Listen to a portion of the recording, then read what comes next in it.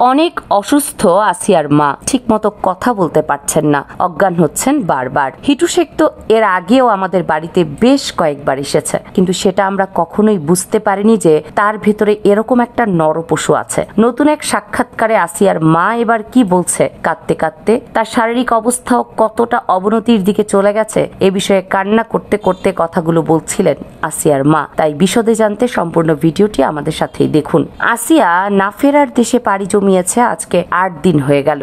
মাগুরার এই আসিয়ার ঘটনা নিয়ে যেন পুরো বাংলাদেশ স্তব্ধ হয়ে গিয়েছিল, অথচ সে আসামিদের এখন পর্যন্ত কোনো প্রকার শাস্তির ব্যবস্থা করা হয়নি। শুধুমাত্র তাদেরকে রিমান্ডে তোলা হয়েছিল, এমনকি তাদের মুখ থেকে এই স্বীকারোক্তি নেওয়া হয়েছে। আর তাদের শাস্তি নিয়ে এখনো পর্যন্ত ধোঁয়াশা রয়েছে সাধারণ জনগণের মধ্যে। এদিকে সম্প্রতি একটি ভিডিওতে দেখা যাচ্ছে যেখানে আসিয়ার মায়ের অবস্থা খুবই খারাপ, কথা বলতেও অনেক কষ্ট হচ্ছে তার। শারীরিক দিক থেকে অনেক বেশি দুর্বল, নিজের প্রতি তার কোনো কন্ট্রোল নেই। এভাবে থাকলে হয়তো তিনিও তার স্বামীর মতোই ভারসাম্যহীন হয়ে পড়বেন, এমনটি বোঝা যাচ্ছে। তবুও গণমাধ্যম তাকে প্রশ্ন করেছিলেন, আচ্ছা হিটু শেখ কি আপনাদের বাড়িতে আসছিল এর আগে? এমন প্রশ্নের জবাবে আসিয়ার মা বলেন, হ্যাঁ এর আগেও এসেছে, কিন্তু তার মধ্যে যে এত বড় এক নরপশু আছে সেটা তো আর বাহির থেকে দেখা যায়নি। এ সময় আসিয়ার মা তার বর্তমান অবস্থা নিয়ে বলেন, দেখেন আমি খুবই খারাপ অবস্থার মধ্যে আছি এখন, আমি একেবারে ভেঙে পড়েছি। তার কারণ কতই আর সহ্য করব।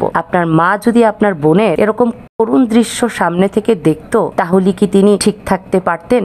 আপনি একবার ভেবে দেখুন তো, আমি আমার আসিয়ার করুণ মৃত্যু সামনে থেকে দেখেছি, তার প্রত্যেকটা যন্ত্রণা আমি অনুভব করেছি। তাহলে বোঝেন একটা মা হয়ে কতটা কষ্ট আমাকে সহ্য করতে হয়েছে। আর এখন তো আমি এগুলোই আপনাদেরকে বলে যাচ্ছি। তবে সর্বশেষ আমি একটাই কথা বলতে চাই দর্শক, আসিয়া বেঁচে থাকতে তার বিচার দেখে যেতে পারিনি ছোট্ট শিশুটি, কিন্তু মৃত্যুর আজ এতদিন হয়ে গেলেও তার সেই নরপশুদের এখন পর্যন্ত কোনো প্রকার শাস্তি হচ্ছে না। আদৌ হবে কিনা সেটা নিয়েও এখন সন্দিহান। আসিয়ার মায়ের কথাগুলো আপনি কিভাবে নিচ্ছেন? আপনিও তো একজন মা, ভেবে দেখুন সেভাবে। আদৌ কি আসিয়ার উপর অমানবিক নির্যাতন চালানো সেই নরপশুদের কোনো শাস্তি হবে, নাকি সময়ের পরিক্রমায় তা সবাই ভুলে যাবে? তা কমেন্টস করে জানাবেন।